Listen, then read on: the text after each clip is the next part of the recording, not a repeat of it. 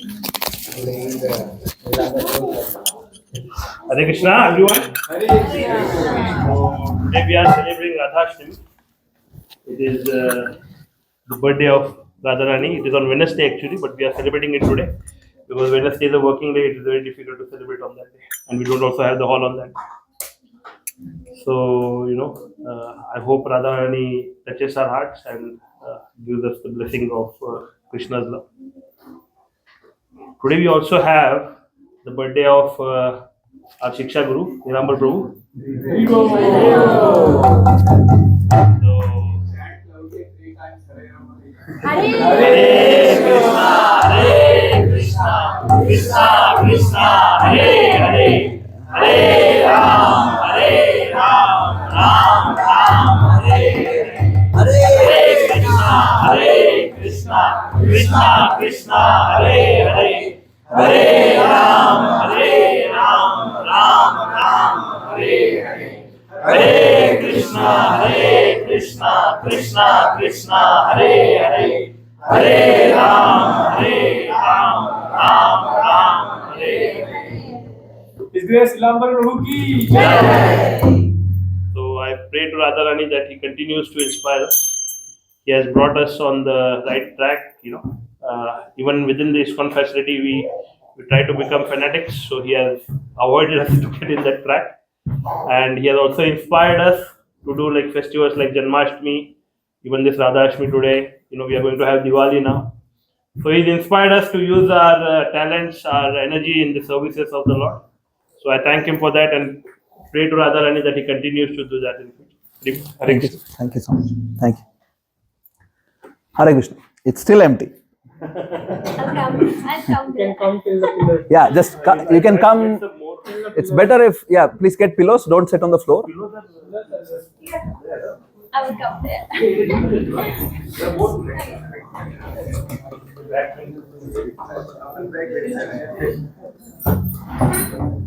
Ajo, Shubhra ji, यहाँ जाओ. Please.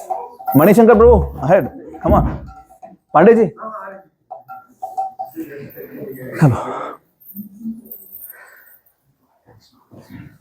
Thank you for blessing me and praying for me. It's just the devotees' blessings and prayers which carry anyone in general, but especially when it comes to me. Yeah, this is the only shelter I have. Thank you all very much. Please close our eyes if you don't mind. When the eyes are open, it's a bit too difficult to focus on anything. Let's close the eyes. Take deep breath.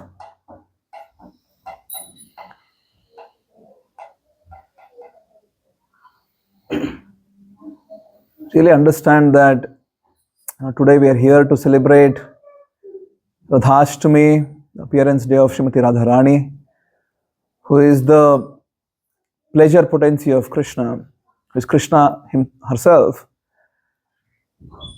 who is mercy personified. But to get her mercy, we need to be really asking, seeking for that mercy. Let's try to be in that mood of seeking her mercy, being as humble as possible, as grateful as possible for all that we have got so far. And gratitude and humility, let us sing this very simple bhajan. I'm sure you all know it. Then we'll discuss a bit afterwards. Please try to be focused. Don't try to just keep thinking about whatever XYZ things which are coming in your mind. The mind runs away, just bring it back. If it goes to India, bring it back. If it goes to South Africa, South America, wherever, just bring it back. If it starts thinking about yesterday or tomorrow, bring it back. Focus on the mantra, focus on the sound vibrations, and that's our process. Okay? And you can be loud. This place is quite public. Don't need to worry about it. If you've not done this before, that's fine. Not a reality show. Nobody's going to judge your voice. Just we are singing for the pleasure of Radha and Krishna.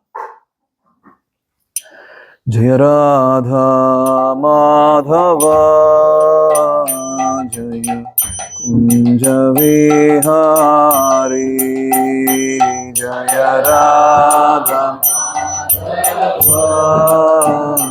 Jaya Kunja Vihari Jaya Radha Madhava Jaya Kunja Vihari Jaya Radha Madhava Jaya Kunja Gopi Jana Vallabha Jaya Girivaradhari Jaya Gopi Jana Vallabha Jaya Girivaradhari Jaya Gopi Jana Vallabha Jaya Girivaradhari Jaya Gopi Jana Jaya Girivaradhari Yashodhanandana Jaya Vraja Janaranjana Jaya Yashodhanandana Jaya Vraja Janaranjana Jaya Yashodhanandana Jaya Vraja Janaranjana Jaya Yashodhanandana Jaya Janaranjana Yamuna Tiravanachari Jaya Kunja Vihari Jaya Yamuna Tiravanachari Jaya Kunja Vihari Jaya Yamuna Tiravanachari Jaya Kunja Vihari Jaya Yamuna Chari Jaya Kunja Vihari Jaya Radha Madhava Jaya Kunja Vihari Jaya Radha Jaya Kunja Vihari Jaya Gopi Jana Vallabha Jaya Girivaradhari Jaya Jaya Girivaradhari Jaya Yashodhanandana Jaya Vraja Janaranjana Jaya Jaya Vraja Janaranjana Jaya Yamuna Tiravanachari Jaya Kunja Vihari Jaya Yamuna Jaya Kunja Vihari Hare Krishna Krishna Krishna Hare Hare Hare Rama Rama Rama Hare Hare Hare Krishna Krishna Hare Hare Hare Rama Hare Krishna Krishna Krishna Hare Hare Hare Rama Rama Hare Hare Hare Krishna Hare Rama Rama Hare Krishna Krishna Krishna Hare Hare Hare Rama Rama Hare Hare Hare Krishna Hare Ram, Hare Ram, Hare Krishna, Krishna Krishna, Hare Hare, Hare Rama, Rama Rama, Hare Hare, Hare Krishna,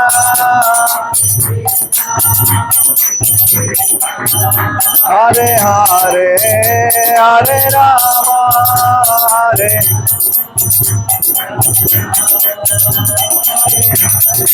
Hare Krishna, Krishna Krishna, Hare Hare, Hare Rama, Rama Rama, Hare Hare, Hare Krishna,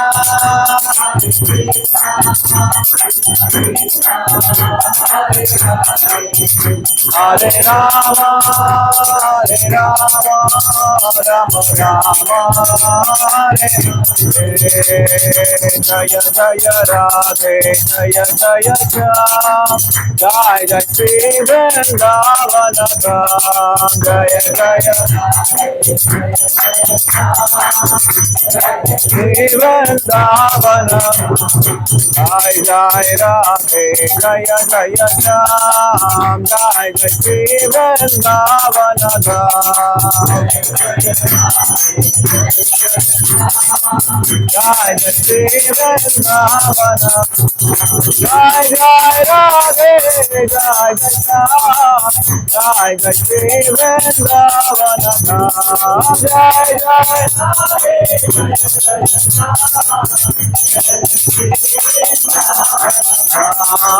Jai Jai Radhe, Jaya Jaya Shyam, Jai Jai Shri Vrindavan Dham, Jai Jai Ram, Jai Jai Shri Vrindavan Dham, Jaya Jaya Radhe, Jai Jai Shyam, Jai Jai Shri Vrindavan Dham, Jaya Jaya Radhe,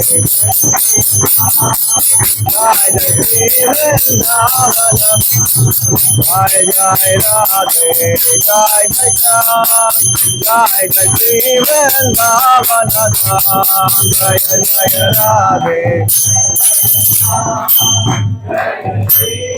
Bhavana. Om Namo Bhagavate Vasudevaya.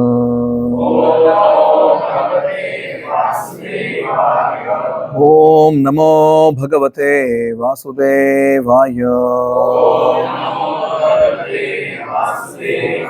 Om Namo Bhagavate Vasudevaya. Narayanam Namaskritya Naram Chaiva Narottamam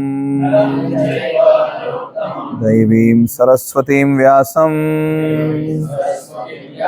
Tato Jayamudiraye Nashtaprayeshu Abhadreshu Nityam Bhagavata Sevaya Bhagavati Uttama Shloke Bhaktir Bhavati Nahishtiki Krishnaya Vasudevaya Devaki Nandanaya Cha Nandagopa Kumaraya Govindaya Namo Namaha. Om Ajnana Timirandhasya Jnananjana Shalakaya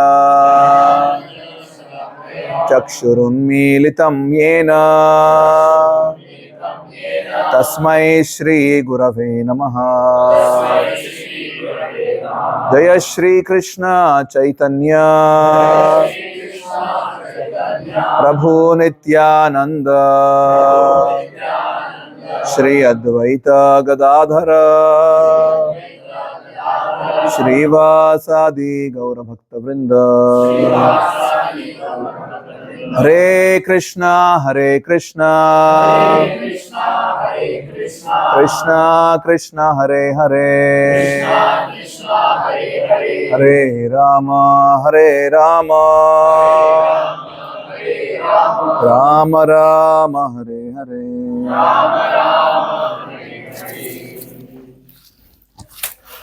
Hare Krishna. It's 1:45. A bit late. Not sure how many of us are hungry. Anybody is here super hungry right now? No? You can have Huh? Try to keep it short. First of all, I would like to apologize because Jagannath Priya Prabhu was supposed to give class today. He had to go back to Mumbai yesterday because of emergency services in temple in Chopati. So he went back. He was supposed to go back today evening, but he already went yesterday night. So just trying to cover up. Just cannot compensate enough because he is very senior and he is my Shiksha Guru. So I'll try my best to offer something which is perhaps relative to all of you, relevant for your lives, and something which we can take home and start contemplating, and maybe if it can add even 1% additional value to your lives, even 0.01% additional value to your lives, consider that as a success of my life for today. So, Radhashtami celebration is a very, very spiritual, extremely valuable and highly significant day for all the Gaudiya Vaishnavas. Gaudiya Vaishnavas technically are the Vaishnavas who worship Radha and Krishna. Historically, this was not something which was commonly practiced. We all have seen different forms of Krishna, different varieties of Krishna, different flavors of Krishna's worship in different temples in India.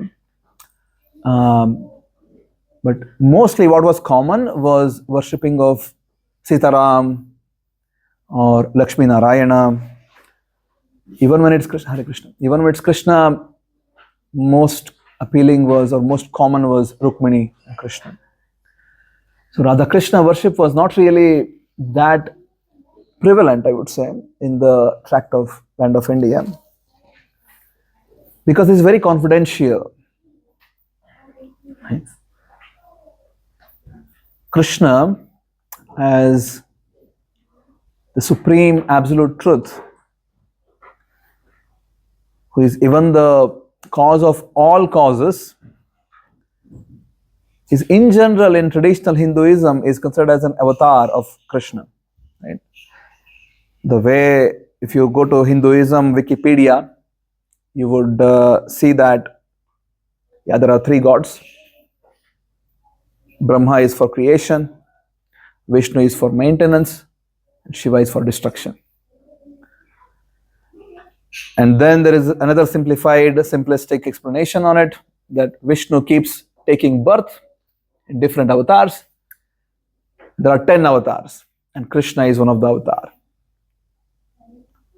So that's how the simplistic model of Hinduism is being portrayed in modern times.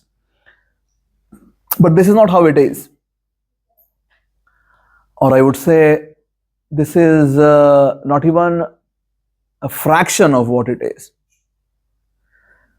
This is the viewpoint of those European scholars who came to India and somehow tried to understand what is Hinduism. But imagine you have a lens. Imagine I'll give everyone a glass now, a pair of glasses. It's green, let's say. Yeah. No matter what you see, everything appears to be having a shade of green in it, right? Now, if you start writing, let's say, I'll give Sneha, right? And I'll ask Sneha, now Sneha, describe rice. Yeah. Revati just made rice. So Sneha will go there. Sneha is looking at rice.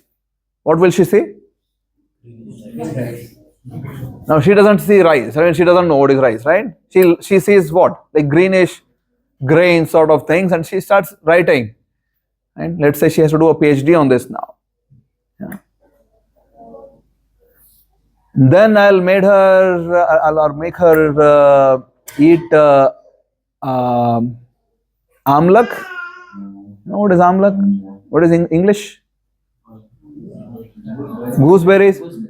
Then I'll ask her to describe. Okay, I'll make her drink water. Ask her to describe how is water. Right?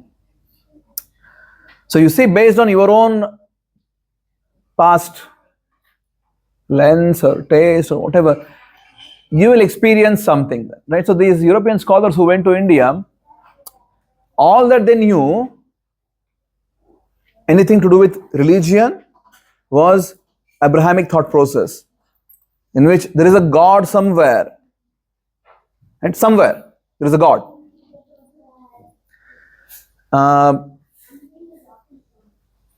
Maybe it's better if they are sent to that room. Yeah, it's better perhaps. It's a bit of time for you now, time out. You can relax a little bit, stretch your leg, make sense if you want. Yeah. Guys, no noise, okay? Yeah? You have to go there, yeah? It's fine. Yeah, it's okay.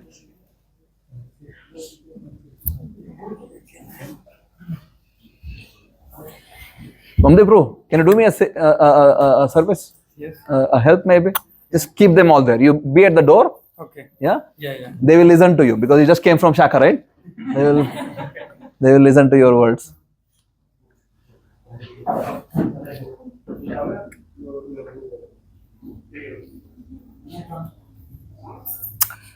Okay. Don't let your mind scroll away somewhere. Be present. What were we discussing? Sneha has just tasted water. Sneha is wanting to describe water now.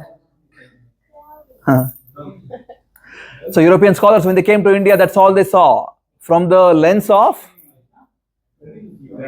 Abrahamic thought process, in which there is a distant God somewhere, there is a distant Satan somewhere, and when the human dies, they can either go to this place of God in heaven, and God will decide that you have to be rotting in hell forever, or you can come to heaven forever. That's the model which they had. Yeah. Now, from that perspective, now they are in India. They're trying to understand Vedic literatures. Having no connection with the culture, having no humility, having no gratitude, they want to understand Vedic literatures now. They're giving it, and not just understand, they want to explain it to everyone. It's unfortunate that we don't have enough scholars right now in the world who can actually, are connected with the culture and can explain. If you're not connected with the Vedic culture, you'll have no idea what any of the descriptions or whatever could mean. Then they started telling that this is all mythology, because they were connected with Greek and Roman mythology. Yeah, you heard of this? What is a city in hypothetical city? There is a city, right? Troy. Heard of this? It's a hypothetical city, and they had read all these mythological cooked up articles and descriptions by different Roman and Greek poets, and they thought Vedic literature also like that. So they thought, yeah, this is also a part of mythology. This is Hindu mythology now. In Hindu mythology comes Vedas, Upanishads, Ramayana, Mahabharata, and they put everything into one basket, called it Vedic mythology, or Indian mythology. Now, what is the source of mythology? Mythology comes from the root myth. Myth means that which is not. It's a false story. It's unfortunate that that's how we have been grown. We think, yeah, it's all mythology.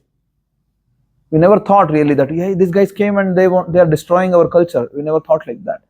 Our culture, even after, if you think in one way, our great Vedic heritage got destroyed even further after the Western invaders left India. Right? At least till then there was some sort of nationalistic idea that it belongs to me. Anyway, different topic altogether. The point which I'm trying to make is that Vedic understanding is science, right? And it did not start from God. It does not start from God. The question of God comes much later. It begins with the primary question, who you are. Yeah? Not the question, who is God. Right? That is not the question. You start with who is God, you will reach nowhere. Yeah. Just for your logical, rational brains, there is a section of knowledge which you know, right? Now Sneha and Dhwani, they study electronics. In electronics, embedded systems, in embedded systems, something, right? So they know that they know this. If I ask them, Dhwani, would you like to help me with constructing a bridge here? Dhwani will be very humble. She will tell, I want to be an embedded systems engineer. Right? This is not my core skills. I can go and study maybe and learn some civil engineering, but this is not my core skill. So there is a sphere which you know, and there is a sphere, bigger sphere, which you don't know. Prataputra for sure doesn't know how to perform a neural surgery. Yeah? If I call him, there is a person who is about to die now, right? Needs a brain surgery right now. He will, no, Prabhu. Yeah. Right. Maybe I am not the person, right? So Prataputra for sure knows he doesn't know neural surgery, right? Prataputra for sure knows he is not into share market trading and all these intricacies of all these things, right? There are people who are good at that, and they perhaps don't know what Prataputra does in cloud servers. Right?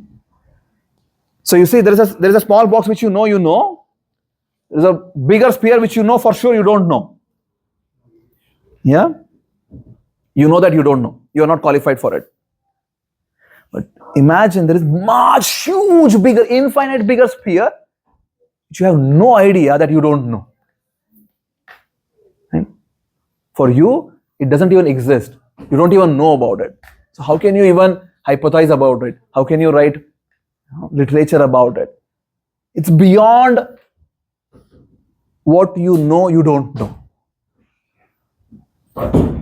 Is it making sense? You know what you know. You know what you don't know. And an infinite sphere of you don't know what you don't know. Right? And if you want to now start hypothesizing about it, write about it, where will you start and where will you end? Right? It's just, and this is what happened with Western philosophers who came and touched and started writing commentaries on Vedic literatures. No idea. Disconnected from the reality of the culture and somehow or the other trying to map, this is what it is, this matches to this, the Holy Trinity or this or that, or there are three here, let's match. Right? So they fail to understand that can you please close the door? The names were not how they were found. Like for example, Prataputra is born. His parents gave him the name Prashant. Right? That's the name his parents gave. You know the beauty when Garga Muni came to give names to Krishna and Balaram, he did not tell that this boy's name will be Balaram, this boy's name will be Krishna. No, he told this boy is called Balaram, this boy is called Krishna eternally. Right? Do you see the difference? He did not say, this boy, I am giving him the name. He is Krishna now. I am giving the name. He is Balaram now. Because etymologically, there is a meaning, right, to what is Krishna, what is Vishnu. Vishnu means one who is there everywhere, all pervasive, the person who is there everywhere. Just while coming in the car, Pratap and myself, we were discussing. In our philosophy, in our day-to-day life, in our proverbial language, we always tell, kan kan mein Bhagwan, right? So you pick up a dust particle, right? Just pick up a dust particle. Can you perceive Bhagwan there? No, you have heard your parents tell about it, or your grandparents tell about it, or you have read it somewhere, heard it somewhere. You have not realized how this is. Now, can you understand or imagine what is the meaning of this? You pick up a dust particle and there is Bhagwan there. What is the meaning of it? The meaning of it is that the Bhagwan, in its full opulence, in its complete grandeur, can actually appear from this dust particle. Yeah. And right away, this becomes very close to what the modern scientist is trying to figure out. Where is the cause? What exactly is going on in the universe? Yeah. If you take a dust particle, if the supreme absolute divinity can manifest from there, how exactly can it manifest? Now, it may be beyond you to think and understand and everything. That's fine. At least you need to understand that this is not faith-based thing. Perhaps it's not just faith. Maybe people realize this. Different set of experiments, different set of whatever. But if you become really conscious, you'll understand that Hinduism in its essence is not faith-based. That's the most important aspect of Hinduism. It is not faith-based. Abrahamic principles are faith-based. You need to first believe, to first have the faith. Hinduism does not start with that. Hinduism starts with the question. Which question? Who are you? Yeah? Not who is God. Because you have no idea who is God. Like, how will you know? So connecting back to what I said in the beginning, this sphere of unknown which you don't know, how can you start learning that? There is no way. Only reality which you have today is yourself. You exist as a reality which you know. You are existing, right? Do you all exist? Yeah? What's your name? Rani. Rani. Are you existing, Rani? Yeah? How do you know you're existing? How?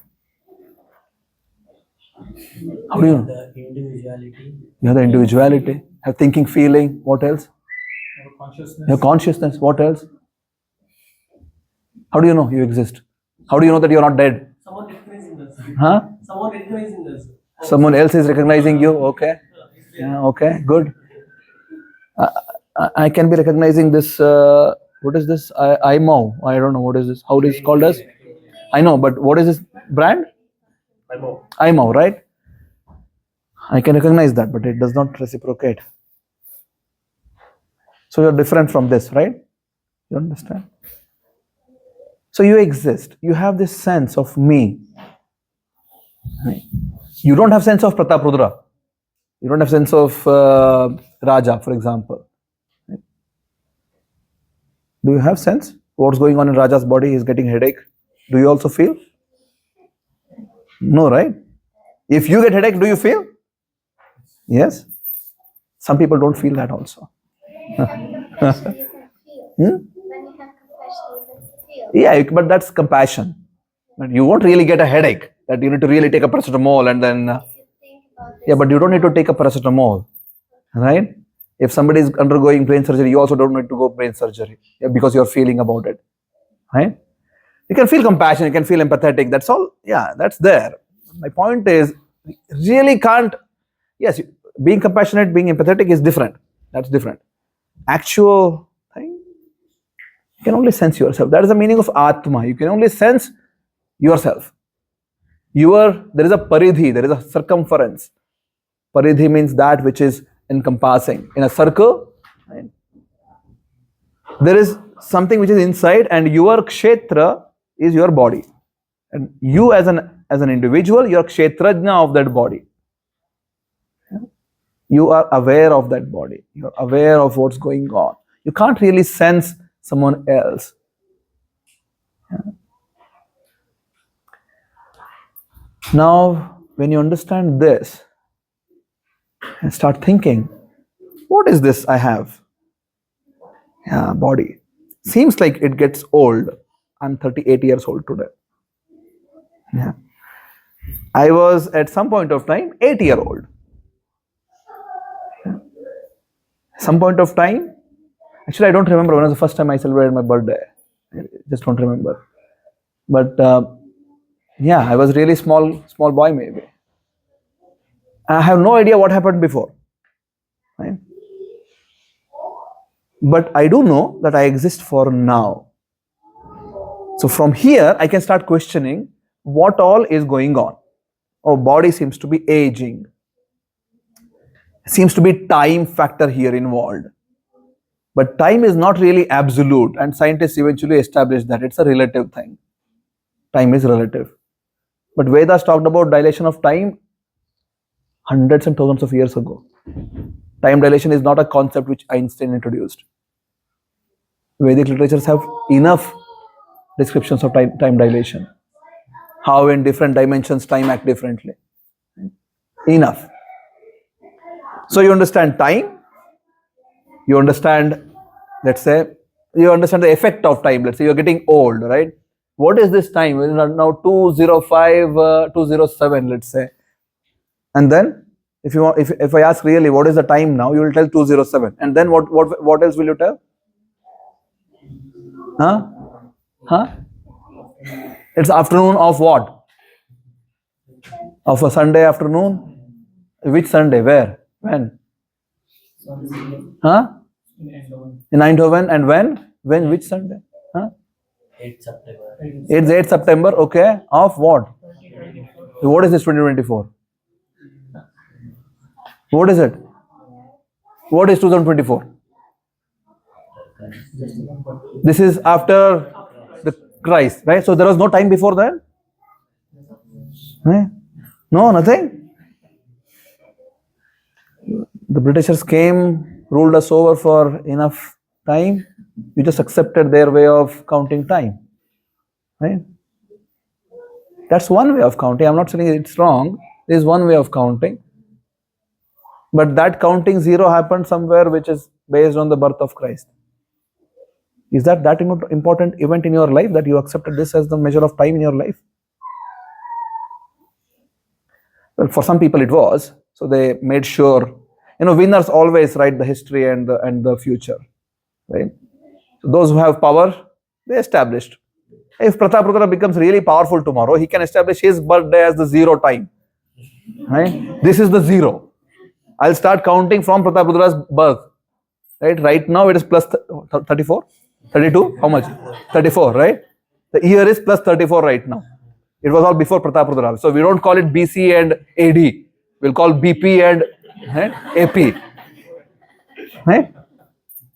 If he becomes powerful, he can do that, right?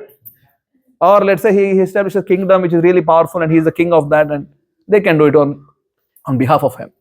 So you see, this is not how time, like, unreasonable way of measuring time.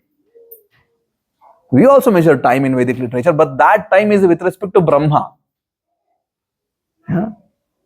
And Brahma's just day part of it is 4.32 billion years. And current, whatever Brahma which we have right now, that Brahma, right? In this universe there is a Brahma. So that Brahma, with respect to him, we measure time.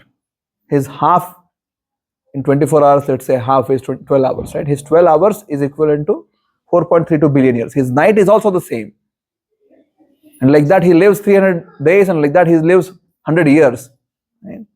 A huge amount of time, that's Brahma's time. So we measure our time with that. So anybody who is doing any sort of Vedic rituals, sitting down in a place and performing a sankalpa, they will start with Om Vishnoho Vishnoho Vishnu Rajnaya Pravartamanyasya Adya Brahmanaha Dvitiya Parardhe, which is second half of Brahma. Shri Harehe Shvetavaraha Kalpe, the first kalpa of this second half of Brahma. Vaivasata Manvantara, in that Shvetavaraha Kalpa, there is Vaivasata Manvantara going on now, which is 7th Manvantara. And there are 14 Manus, this 7th Manu is going on. This Manvantara Ashtavimshati Divya Yuga, right? Is the 28th Divya Yuga which is going on. In that Kali Yuga is going on. In that Prathama Pada, the first half of, right, or first Pada of Kali Yuga. Right? You see, we also have a measure of time, but that time is so huge and vast that NASA cannot really comprehend how much big this time is. Right? You can actually put these things in calculator and start counting where we stand exactly with respect to Brahma's first when he took birth and started breathing. Yeah? And that number, I have done this before, you can do it again afterwards. It's huge, much beyond what NASA tells us the age of the universe. You can search what is the age of universe right now. You can open your phone and just type in Google, what's the age of universe? Let's do it. Whoever has phone, just quick. Just type in Google, age of universe. You'll all get one answer, which is produced by NASA. They keep on changing that also. For now, let's see. It's okay. That's fine. They can change it. 13.7 billion years. 13.7 13.7 billion years, right? Now we said already, I just said before, just Brahma's half day is 4.32 billion years. If you compute his full day, it's 8.64 billion years. So they are not even telling 1.5 days of Brahma. We have already, I just also mentioned that 50 years is gone. It's 50 years plus first day now. Right? So, you see, when the thing is so vast and you put someone who is coming from such a small, this is the classic example of Kupa Manduka. Someone who is living in a Kupa, a Manduka, what's a Manduka? Is a frog, right? Somebody who is there in a well, he is now meeting with another frog who is come from an ocean, and then this guy in the well, he wants to establish what's the size of the ocean. And he starts asking, is this place where you come from, is it as big as my place? And the guy says, no, it's very big. Oh, really? Same size? Are you sure? And the other guy says, yeah, really, it's really big. Big? How much? 1.5 times? No, bigger. 2 times? 10 times? Because this guy is inside Kupa, he will never, the whole reference point is coming from the Kupa only because he has not seen anything outside, right? It just doesn't make sense. So that's what all the Western Indologists who came to India tried to do. And we as the greatest followers of, that's what we do also in our lives. So this is a classic example of blind following the blind. Even though we were born in the great, many of us born in the great land of India, we became computer engineers mostly, having no sense of what was there in our culture. It's fine to become a computer engineer, that's fine, no problem. But to think that, oh no, there is only one way of living and this way of living, that's bad. Coming back, anyways, universe is so huge. Time is just, even though it's relative, it's so huge. Now the Vedic scientists, the researchers, they understood that time and space, the two most important aspects of physics, also metaphysics, both are intertwined in supreme divinity. Right? Both time and space. Now, if you get into quantum physics, any sort of quantum mechanics, this is the classic question which they are asking since last at least 100 years, since Einstein. How exactly are these related? And then there is uncertainty principles, right? And wave particle duality and everything. But the question remains, what is space? What is time? And the Vedic researchers understood this is supreme divinity, both space and time. And that's how it can expand, it can collapse, everything can happen. And they called is not just energy which is spread around, this energy also has a personal form. Simultaneously, they address that as Vishnu, one who is all pervasive. That supreme Vishnu, right, who is all pervasive. Imagine somebody is so powerful. Imagine Prataprudra is so powerful that he can exist in Eindhoven also, Amsterdam also, somewhere else also. In Pune also, he has a small daughter now. He can be with his daughter in Mumbai, right? In Mumbai also. If somebody is like that, we'll be like, wow, right? Hey, Prataprudra is here also, there, everywhere. Wow. Isn't it attractive? Yeah. We'll be falling at the feet of Prataprudra maybe. Teach me also. I also want to do this. Right? At least 3-4 places simultaneously. How many want to get this? Yeah, okay, everybody wants to get this. You know what? You'll never get this. Mostly not. Those who are really very advanced yogis, they get a siddhi to expand to 8. Right? They can expand to 8. Perform actions simultaneously. But that's it. So to blow their mind away, when Krishna came, he expanded to 16,108 times. And not just 8. And he was existing simultaneously. So, what 16,000? He can become 16 million, billion, whatever. Right? It doesn't matter for him. If he can come from every single particle, imagine how many avatars he can take. So what is this 10 avatars? You will start laughing at yourself that you believe like this. There is Brahma, Vishnu and Shiva and then the 10 avatars. If you just understood what is the foundational understanding of Bhagavan, foundational understanding of Vishnu or Krishna. Now once somebody understands, so no, I am not this body. Me as a person, you as a person, can you exist yourself? Let's take, Pratapudra is good enough now. Yeah, he will start scolding me otherwise. I need to go back with him. Let's take Pratik now. He can be here in Eindhoven, right? So let's just imagine that Pratik by himself, individual, can he exist? No. No? Why not? I mean, I have to depend on like air, water. Yeah. I myself cannot self-sustain. Yes. Anybody here who are like, oh no, Prabhu, I am different. I can exist myself. I don't need any external support. Anyone? Huh?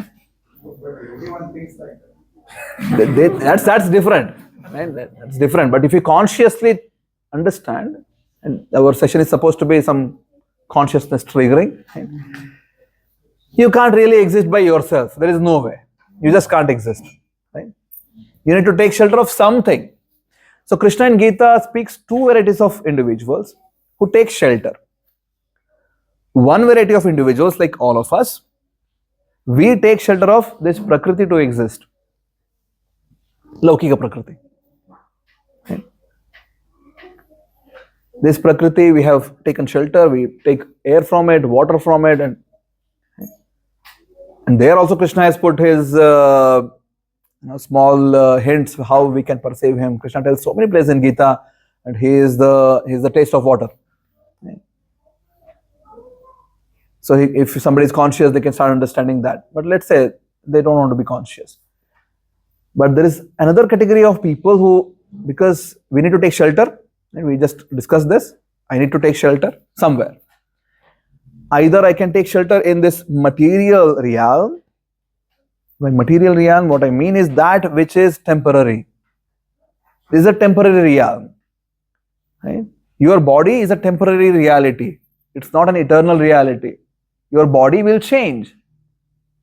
Right now you are thinking, this Nilambara, let him stop speaking, I am hungry now.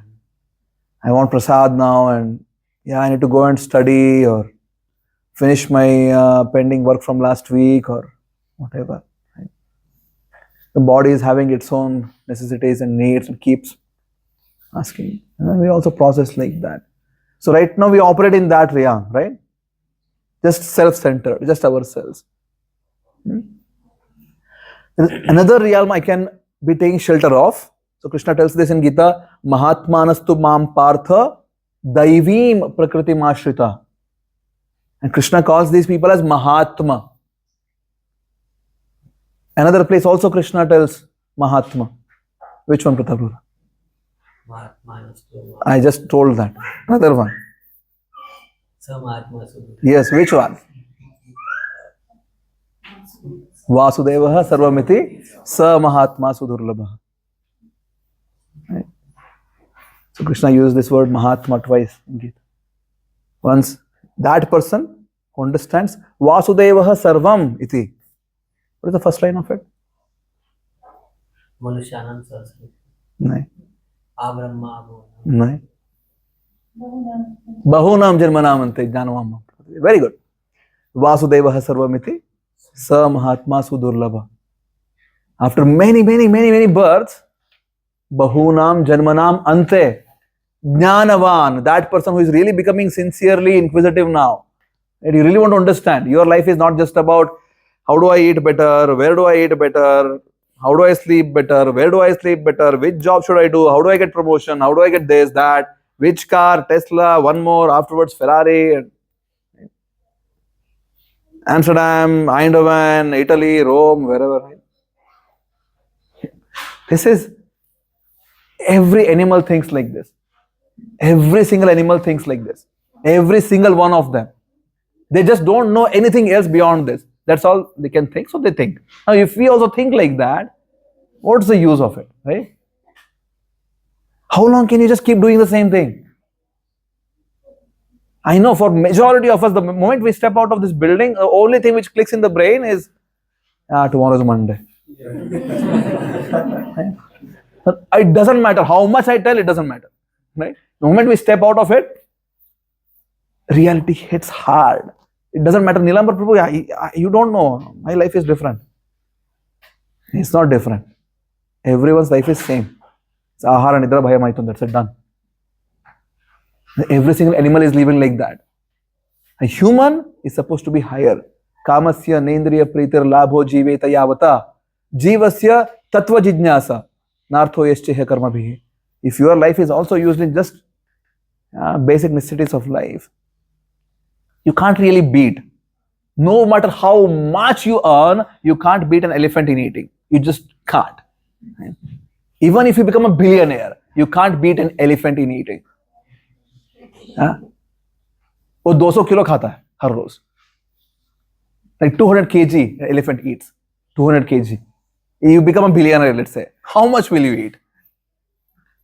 Maybe, you eat in a gold plate or whatever. Doesn't matter. You're eating like 100-story, but doesn't matter. You're still eating, right? The quantity is not like, okay, I become a billionaire and now I'll eat like everything in the world. No.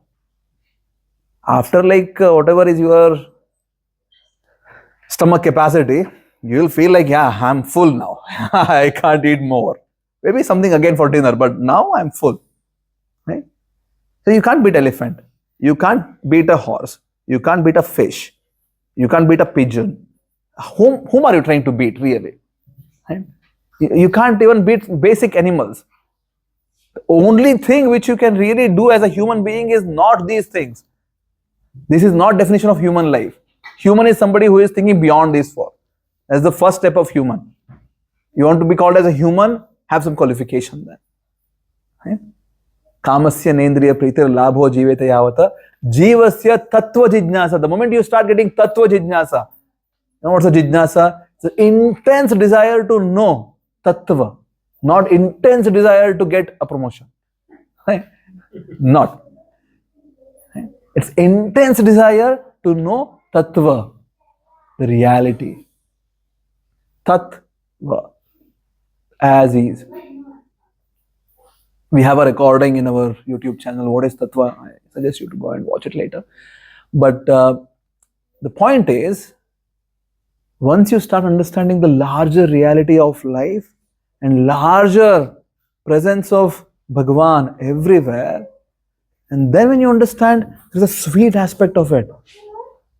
He's the most attractive darling of Vrindavan. That's an exhibition of supreme divinity. And so attractive, so his name is Krishna. Not that there is a guy who is Krishna, who is performing all these things somewhere. Is it making sense? Because these exhibitions were so attractive, the name is Krishna. Krishna means sarvam akarshayati, one who is attractive. These things which Krishna has done, they are attractive to heart. And then when you understand, see the Vedic, stories and Puranas and things, from this lens, then you understand, oh, this is science. I can't just keep thinking that, oh, why did Krishna, didn't marry Radha? That's my most important question in life. सब ठीक है प्रभु, शादी क्यों नहीं की? इस तरह Krishna, how can he just call these young girls and dance with them? Why? It's very immoral. Yeah, immoral from your perspective, right? Somebody who owns everything, he is the creator of everything, he can manifest from anywhere. Everything belongs to that person. Where is immorality here? Right? And these covered damsels of Vrindavan, they were so surrendered to Krishna, not out of just, oh yeah, there is a boy here, I love him. Yeah. Oh yeah, that's how our mind works like that, right? Something which is attractive, we get carried away straight away. Even for worldly beauties, we get carried away. Right? So, this love was not on that platform. That yeah, I see some great looking boy or a girl and I love.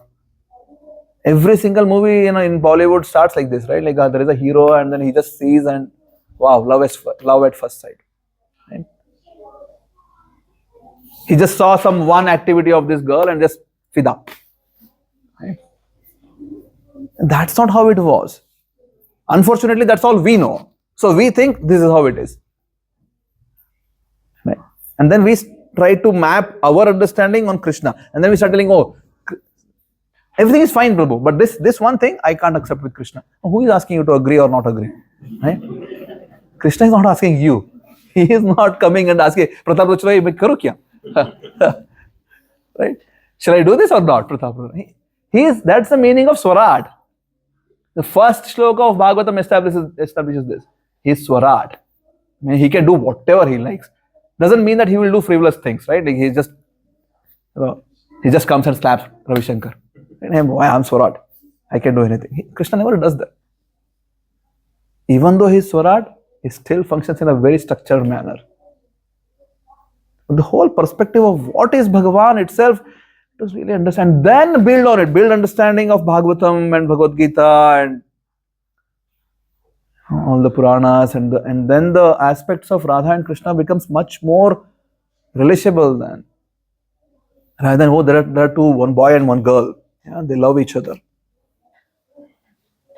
But when you understand this supreme divinity, the absolute highest possible exhibition of love is going on between them, that's a different dimension then. So especially Prabhupada always mentioned that in ISKCON, even though we have deities of Radha and Krishna, we always were in the aspect of awe and reverence, because we're just not there in which I can just exchange loving relationship with Krishna and Radha. I'm just not there. I need to start building respect first. There is something grandeur, like huge, is beyond me. Then from that perspective, start appreciating this amazing pastimes of Krishna in Vrindavan. The greatest of the thinkers and minds in the history of the universe, they have appreciated this. They just want to be they just want to see Krishna performing this kind of simple pastimes in the courtyard of Nanda Maharaj. Because we just anyway entered this topic, Kartik is coming, the month of Kartik. We sing Damodar-ashtakam every day. When we just, we offer our hearts to Krishna as baby boy who just was stealing the butter and yogurt and then ran away. Mother Yashoda ran behind him. She tried to bind Krishna and was not happening, and no matter how many threads she was using, it was falling short, and eventually she was able to bind Krishna. And Krishna crawled and went in between a couple of trees, and the trees fell down and the heavenly bodies came out of it, and they talked with Krishna.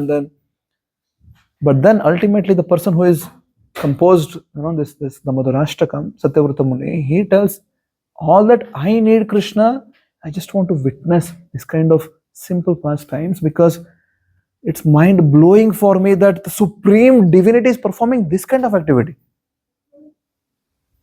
Yeah.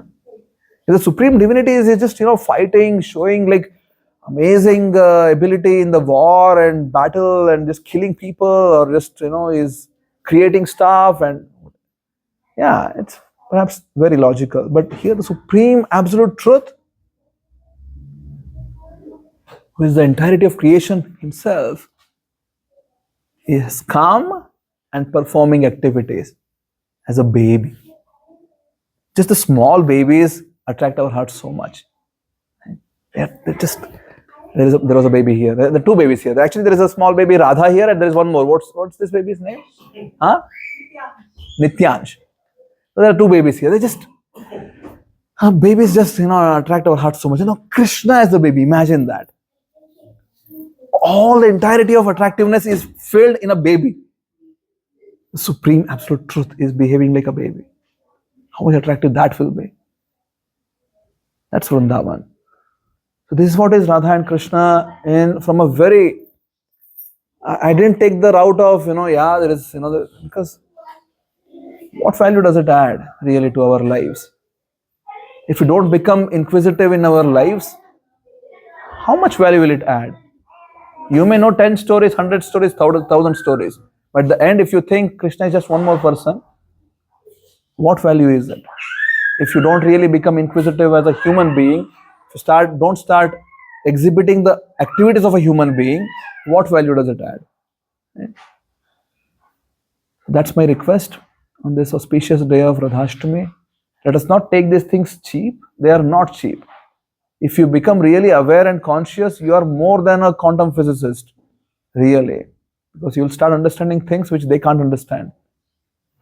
They just never understand also, unless they really surrender. So Vedic knowledge starts with humility. It does not start with your brain power. You may be the most absolutely intelligent person. Doesn't matter. You need to be humble. So humility is the first step to get knowledge. Yeah. Wow. Things are coming. So I end there. Thank you all very much. I hope it was meaningful, little valuable at least. At the end, please understand, it's our humble request. Today is Radhashtami, or at least we are celebrating Radhashtami. Let us commit to ourselves that every day I'll chant Hare Krishna mantra. Yeah, every day. It's the simplest thing you can do. You don't need to really do 100 different things. In Kali Yuga, just one thing, just one. Chant Hare Krishna mantra. Yeah? As a commitment that I'll do it. You don't need to do it for me. I won't get anything if you do it. Right? It's for yourself. And please be inquisitive. Start being a human. I know everybody has a lot of different inquisitiveness going on in different directions of life. But let us start being inquisitive in reality of life. Let us make that commitment to ourselves. Not for anyone else's sake. Spiritual life has to start with you. It cannot start with Prabhuji. It cannot start with your daughter. Right? It has to start with you. Yourself. Then you understand the gravity of it. Yeah, this is serious path. Not just some belief. Yeah, there is some Krishna. I also go to some satsang every week. I believe there is Krishna. You don't need to believe anything. You start asking questions. Eventually find the answers. We can help you find the answers. We can give you reference manuals. This is how it is. This is Arjuna's life. We have Gita. This is Parikshit's life. This is Bhagavatam. Yeah. We can give you references like that. We can give our own lives. References. But it has to be with you. You need to take the first step. Cannot be that. सब है, गणेश जी भी है, शिव जी भी है, विष्णु भी है. हम तो सबको करते हैं. We do everyone.